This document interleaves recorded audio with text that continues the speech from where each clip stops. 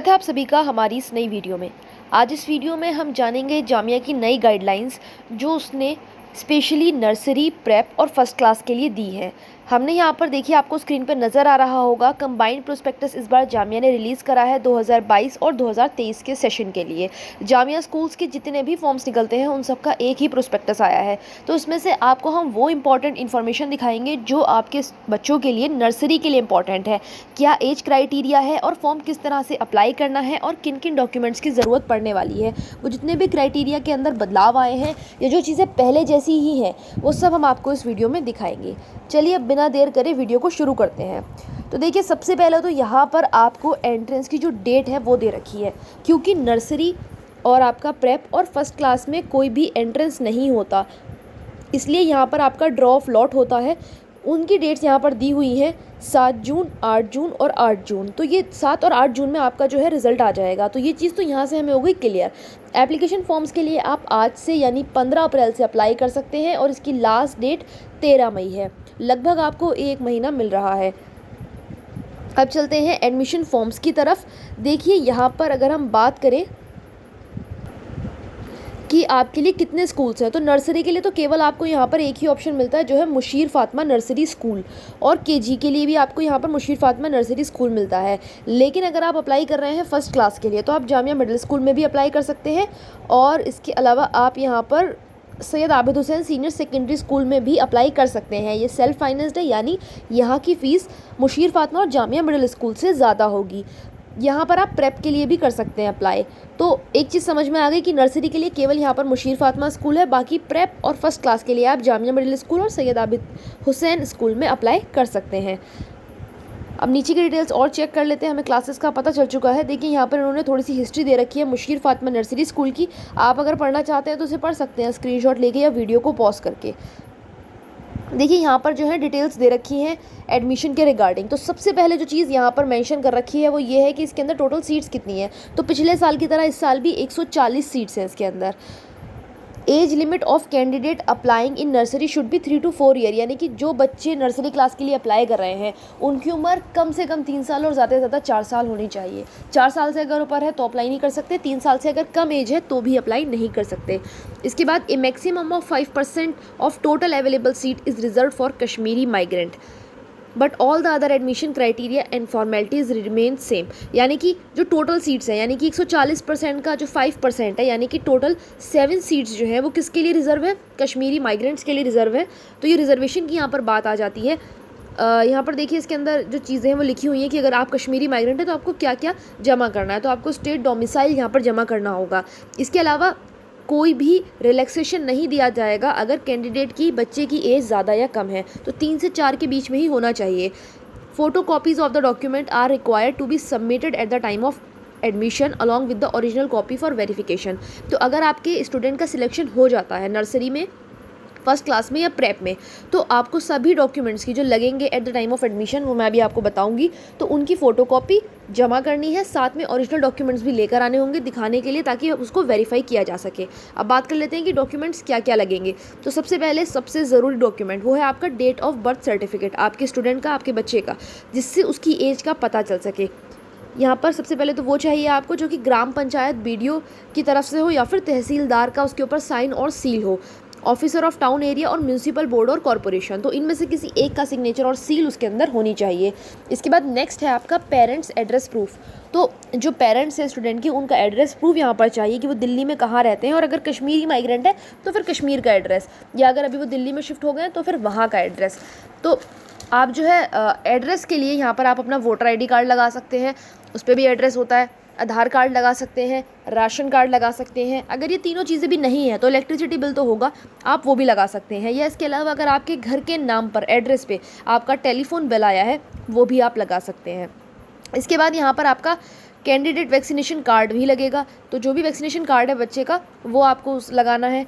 All form will be screen according to the age criteria.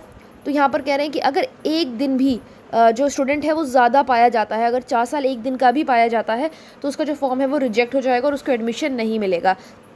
Each candidate is allowed to apply only under one category, यानी कि हर student केवल एक ही category के अंदर apply कर सकता है। अब फॉर एग्जांपल एक कैटेगरी से क्या है, देखिए यहाँ पर बहुत सारे रिजर्वेशन आपको मिलते हैं। एक कश्मीरी माइग्रेंट का तो आपने यहाँ पर पढ़ लिया, अभी इसी वीडियो में आगे हम बताएंगे कि और क्या क्या रिजर्वेशन है, जैसे मुस्लिम माइनॉरिटी, मुस्लिम वुमेन।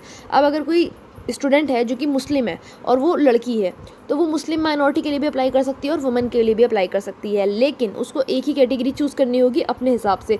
या तो वो मुस्लिम माइनॉरिटी के लिए अप्लाई कर सकती है या फिर मुस्लिम वुमेन के लिए। अगर वो ओबीसी है तो फिर या वो ओबीसी के लिए ही अप्लाई कर सकती है, तीनों के लिए एक साथ नहीं कर सकती, केवल एक ही कैटेगरी को एक टाइम पर चुन सकती है। यहाँ पर देखिए जो अलग अलग कैटेगरीज़ हैं उनके जो ड्रॉ ऑफ लॉट है वो अलग अलग दिन होंगे। अलग अलग कैटेगरीज से यहाँ पर मतलब है नर्सरी का अलग होगा, जैसे आपने देखा 7 जून को, प्रेप का अलग और आपका फर्स्ट क्लास का अलग 8 जून को। इसके बाद यहाँ पर कुछ एनुअल चार्जेस मेंशन है जो कि नर्सरी और केजी को देने होंगे। एनुअल डे फंक्शन के लिए 300, एनुअल स्पोर्ट्स के लिए 300 और एजुकेशनल टूर के लिए 300। देखिए मुशीर फातिमा स्कूल में कोई भी हॉस्टल फैसिलिटी नहीं है, ये चीज़ यहाँ पर क्लियर हो चुकी है। तो आपको जो है बच्चे के एकोमोडेशन का खुद इंतज़ाम करना होगा। इसके अलावा कोई ट्रांसपोर्ट फैसिलिटी भी जामिया की तरफ से आपको नहीं मिलेगी। आपको खुद पिक एंड ड्रॉप सर्विस अपने बच्चों को प्रोवाइड करानी होगी, खुद लेने आना पड़ेगा और खुद ही छोड़ने आना पड़ेगा।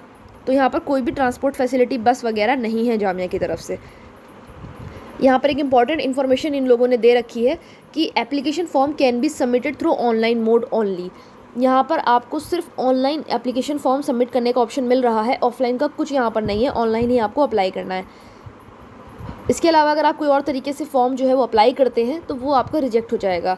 और ऑनलाइन कहाँ से अप्लाई करना है उसकी लिंक हम आपको डिस्क्रिप्शन में दे देंगे। इसके अलावा आप jmi.ac.in पर जाकर भी अप्लाई कर सकते हैं। और यहाँ पर देखिए क्लियरली लिखा है कि जो एडमिशन है मुशीर फातिमा में या फिर सैयद आबिद हुसैन में, वो जो है आपके ड्रॉ ऑफ लॉट से ही होते हैं। इसके अलावा कोई और दूसरा प्रोसेस नहीं है।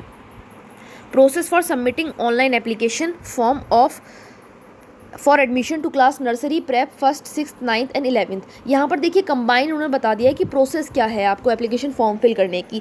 तो कंबाइन उन्होंने बता दी है नर्सरी से लेकिन 11th क्लास के एंट्रेंस तक। तो हम पढ़ लेते हैं क्या क्या है। देखिए सबसे पहले तो आपको jmi.coe.in पे आपको जाना है। ये वेबसाइट है जामिया की ऑफिशियल, 2 वेबसाइट्स है। तो आप जो है jmi.coe.in पे चले जाइए। यहाँ पर देखिए ये है, डिस्क्रिप्शन में भी हम इसको दे देंगे। इसके अलावा आपको एप्लीकेशन फ़ीस जमा करनी होगी। आप क्रेडिट कार्ड, डेबिट कार्ड या नेट बैंकिंग से कर सकते हैं, ऑनलाइन ही जमा होगी आपकी। एक बार जब आपकी फ़ीस जमा हो जाएगी तो वो नॉन रिफंडेबल होगी, किसी भी केस में वो आपको वापस नहीं मिलेगी।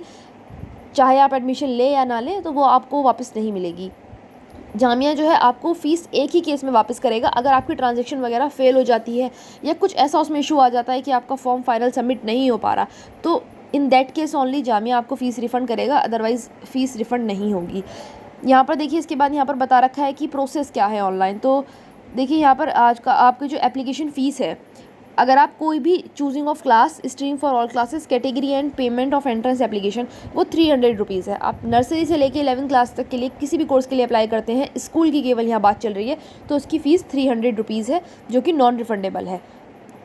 अब ड्यूरिंग द रजिस्ट्रेशन प्रोसेस क्या क्या चीज़ें आपको चाहिए। देखिए एप्लीकेशन फॉर्म जो आप जामिया में सबमिट करते हैं उसके 2 स्टेजेस होते हैं। सबसे पहले आप जाकर जामिया की वेबसाइट पर रजिस्ट्रेशन करते हैं, और जब एक बार रजिस्ट्रेशन कर लेते हैं तो वहाँ से सेकंड स्टेप पर आप जाकर पूरा फॉर्म फिल करते हैं, पेमेंट करते हैं और फाइनल सबमिशन कर देते हैं फॉर्म का। तो रजिस्ट्रेशन करते वक्त आपको क्या चाहिए, सबसे पहले आपको चाहिए एक मेल ID। वो ईमेल ऐसा होना चाहिए जो मतलब काम करता हो, ऐसा ना हो कि आप उसे बंद कर दें 1, 2, 3 महीने बाद। उसका काम करते रहना बहुत ज़रूरी है। तो आपको ऐसा ईमेल डालना जो कि आपका वर्किंग हो, क्योंकि बाद में एडमिशन के टाइम पे और आफ्टर एडमिशन उसकी काफ़ी ज़रूरत पड़ती है। उस पर काफ़ी इंपॉर्टेंट आपके मेल्स वगैरह, OTP वगैरह आते हैं। तो मेल आपके पास आपको रखना है, एक मोबाइल नंबर रखना है। यहाँ पर भी देखिए वर्किंग मोबाइल रखना ज़रूरी है, क्योंकि यही नंबर जो है वो कैंडिडेट का आखिर तक चलेगा। एडमिशन होने के बाद भी इंपॉर्टेंट इन्फॉर्मेशन जो है वो वहीं पर आएगी। इसके अलावा आपका जो कैंडिडेट है उसका एक कलर्ड पासपोर्ट साइज़ फ़ोटो होना चाहिए आपके पास। तो यहाँ पर अब इन्होंने बाकी चीज़ें भी बताना शुरू कर दी हैं इसके साथ साथ। तो रजिस्ट्रेशन के लिए तो आपको ईमेल ID और फ़ोन नंबर ही चाहिए होता है। इसके बाद अब जब आप सेकंड स्टेज में आ जाते हैं और फॉर्म फिल करना शुरू कर देते हैं, तो वहाँ पर आपको एक फ़ोटोग्राफ चाहिए जो मिनिमम 50 KB और मैक्सिमम 100 KB का होना चाहिए। JPG या JPEG फॉर्मेट में होना चाहिए और उसका बैकग्राउंड वाइट होना चाहिए। इन चीज़ों का आपको बहुत ख्याल रखना है, अदरवाइज़ फॉर्म रिजेक्ट भी हो सकता है। तो अगर वाइट बैकग्राउंड नहीं है तो दोबारा से फ़ोटो खिंचवाइए, लेकिन बैकग्राउंड आपका वाइट होना चाहिए।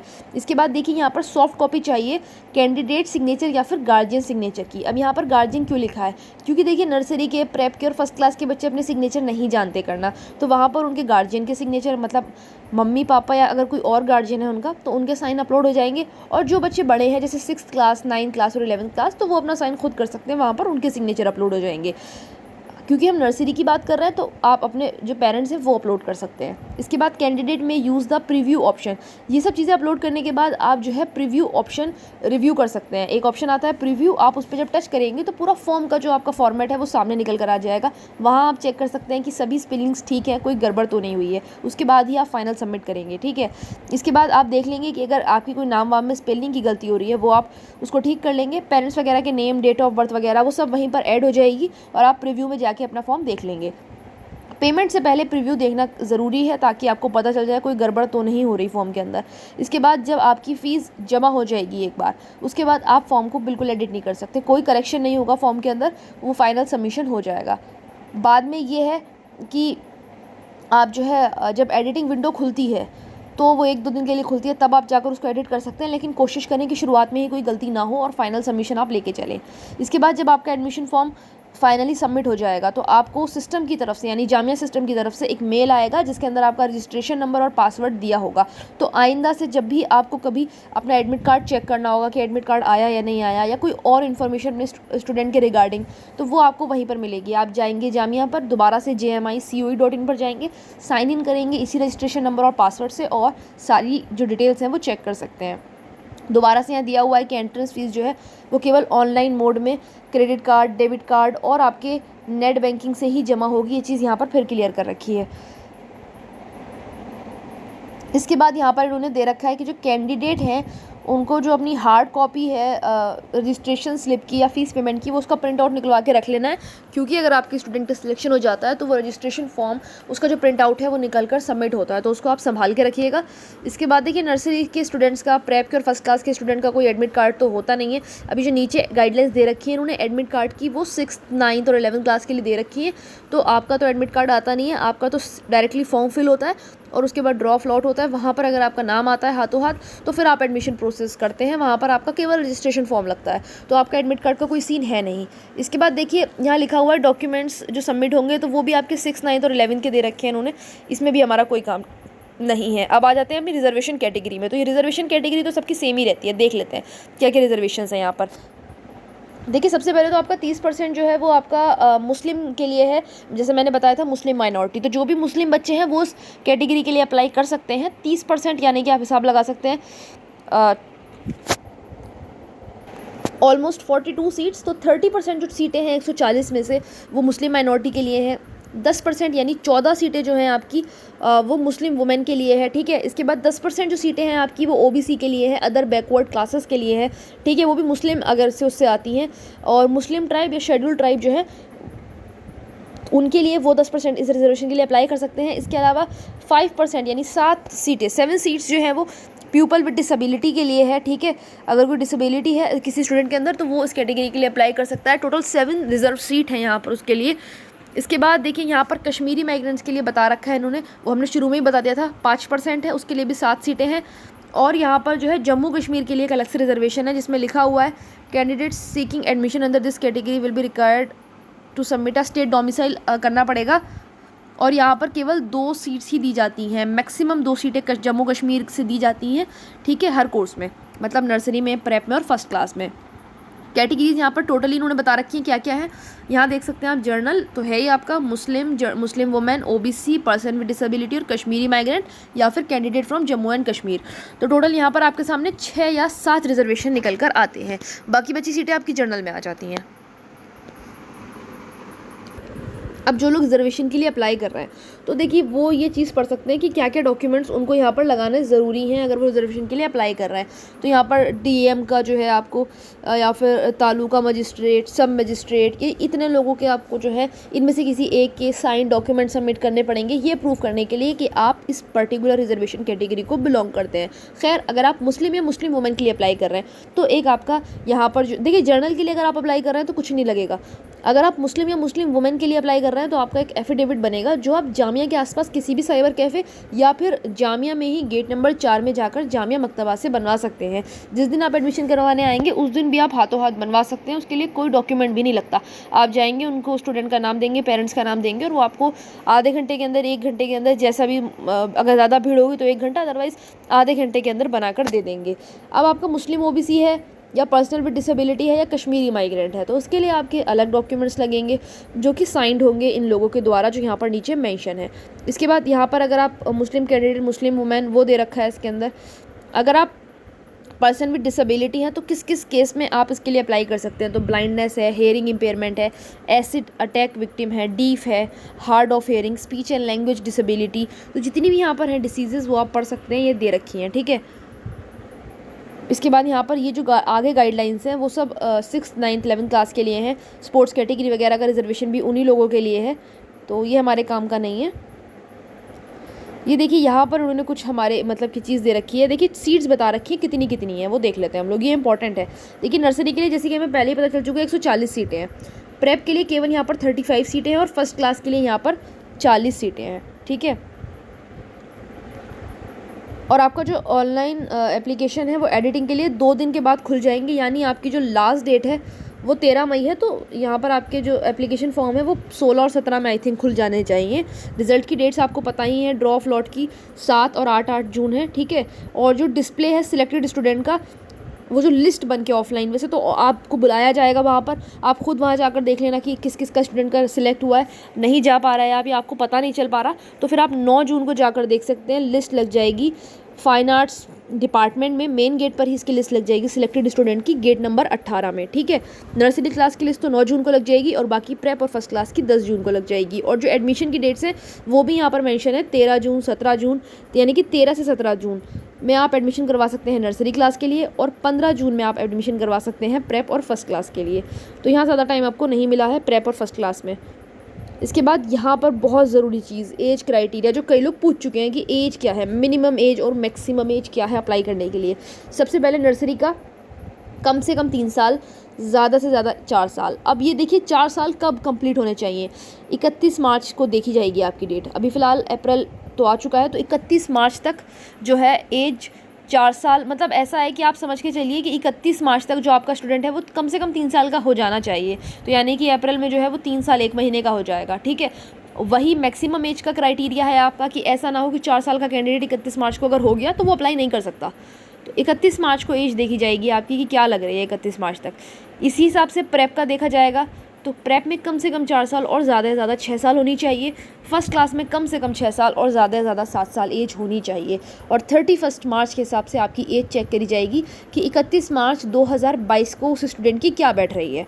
अगर कम आ रही है तो अप्लाई कर सकते हैं, ज़्यादा आ रही है तो नहीं कर सकते, ठीक है।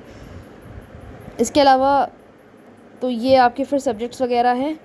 यहाँ पर एजुकेशनल प्रोग्राम बता रखे हैं क्या क्या रहेंगे मुशीर फातिमा नर्सरी स्कूल में। देखिए ये पूरा करिकुलम दे रखा है इन्होंने, gross motor development, activities, outdoor games वगैरह वगैरह जो भी हैं, क्या क्या चीज़ें। स्मार्ट क्लासेस भी आपको प्रोवाइड करवाई जाएंगी 3D इफेक्ट्स के साथ, या आप आराम से स्क्रीनशॉट लेके इसको पढ़ सकते हैं, ठीक है। तो यहाँ पर ये चीज़ें दे रखी हैं। तो ये मुझे लगता है कि आपके ऑलमोस्ट सारे डाउट्स अभी क्लियर हो गए होंगे। इतना ही है यहाँ पर नर्सरी को लेके। इसके बाद क्योंकि ये कंबाइंड प्रोस्पेक्टस है तो फिर इसके अंदर बाकी स्कूल्स की चीज़ें दी हुई हैं। अगर आपका इसके अलावा भी अभी भी कोई डाउट है जो क्लियर नहीं हुआ है तो आप कमेंट करके पूछ सकते हैं।